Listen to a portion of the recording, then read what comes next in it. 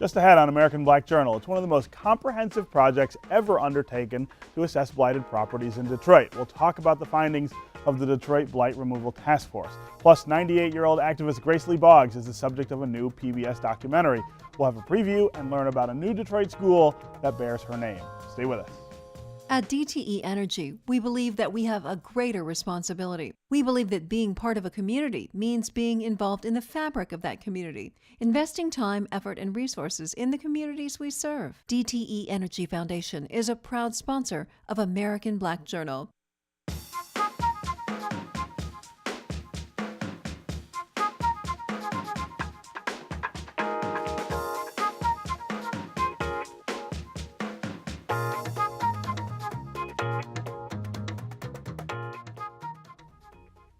Welcome to American Black Journal. I'm Stephen Henderson.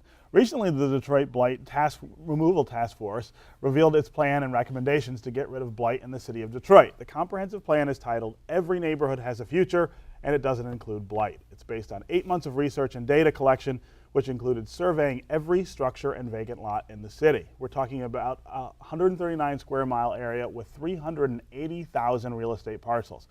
Based on its findings, the task force believes that all blight in Detroit can be removed in 5 years or less. Joining us today is the co-chair of the Detroit Blight Removal Task Force, Dr. Glenda Price, president of the Detroit Public Schools Foundation. Welcome to American Black Journal. Thank you. Glad to be with you. Just the numbers in that little intro there are mind-scrambling. 139 square miles, 380,000 real estate parcels. Everybody who's been to Detroit knows the widespread blight we have, and yet you guys think 5 years and we can get rid of all of it. Absolutely, because we have recommended a strategy whereby there will be multiple phases to this project, and there will be a concentration of removal in particular geographies, so that if you are demolishing certain properties, if you're renovating others, if you are cleaning up blighted vacant lots, you're going to be able to tackle a community and get it done in a very efficient way. Yeah, 5 years though is a pretty tight window. It's taken us 30 years, right, to get to this point. But we've never had this level of determination or a plan like this before. Yeah. And cooperation. Yeah. Many people have come to the table to ensure that this is going to happen. Yeah. Talk about what it took to get all of this data together and put it in the book. I know that there were hundreds and hundreds of people involved in going out and actually looking at all these. Absolutely. When we began our work as a task force, we realized that there were lots of estimates about the level of blight within the community, and it became very clear to us early on that we really needed some hard data. And so the decision was made to contract with Loveland Technologies and Data Driven Detroit to do a parcel by parcel survey of the city, so that every single parcel was surveyed, and there were more than 150 surveyors that were on the street with their little cameras and pads, and they looked at the condition of every structure and every lot. And when I say the condition, of course, this was an external survey. It was not internal. They didn't go inside. They did not go inside, but we now have a database that tells us where the blight is, what is the extent of that blight, and around that you could in fact then develop the plan. Right. And so the plan talks about targeted sort of areas where the plan does not talk about specific targeted areas. What the plan does is to help those who are going to be making those decisions about which houses to come down. The plan makes recommendations for strategy, for how to approach the decision making, to look at the tipping point neighborhoods as just one example. And a tipping point neighborhood is a neighborhood where there are blight indicators, and you want that neighborhood not to tip completely into a blighted structure, so you might want to invest there first to indeed revitalize a community. Yeah. The title of the report, "Every Neighborhood Has a Future, and it doesn't include Blight." That's sort of a play on a slogan that the mayor was using last year during the campaign, and I used to sort of snipe at him a little bit when he said that. I felt like it's a little bit like overpromising. Every neighborhood has a future, but I've come to sort of think of that differently. That he's not saying that every neighborhood has the same future, but that it doesn't. And here it's saying it doesn't include Blight. And it doesn't include Blight. And once the Blight is removed, then that neighborhood has the ability to determine in a variety of ways how it will be revitalized. Right. In some neighborhoods, there may in fact be new housing. In other neighborhoods, it's going to be green space. And in other neighborhoods, there might be light industry. And our recommendation is that a system of input by individuals who remain in those neighborhoods, that they be brought into the process to talk about what is their own future. What do they want to do for themselves and where they live. And removing the Blight is really the first That's step the first step to doing that. That's exactly right. I have spent some time recently over in the area that John Hance is working on the over east on the east side.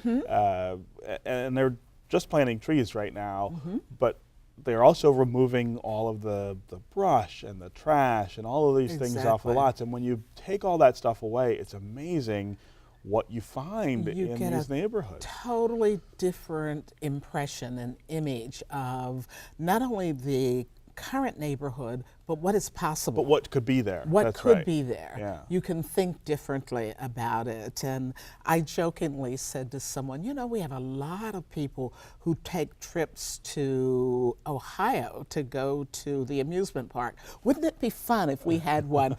We have plenty of space right here in Detroit to build our own amusement park. Right. I mean, it was a joke when I said it, but I think that what that says is that everything is on the table. Yeah. There are all the possibilities. We can do anything. We can do anything. Yeah, but we have to start. We have to start by removing the burnt out structures, cleaning the lots that have been dumped on. And once that happens, the other thing we have to do is make certain that the neighbors in those neighborhoods take control of their neighborhoods and prevent the dumping that has occurred in the past, and no longer allow individuals to come into their community and to recreate the kind of blight that has happened in the past. Right.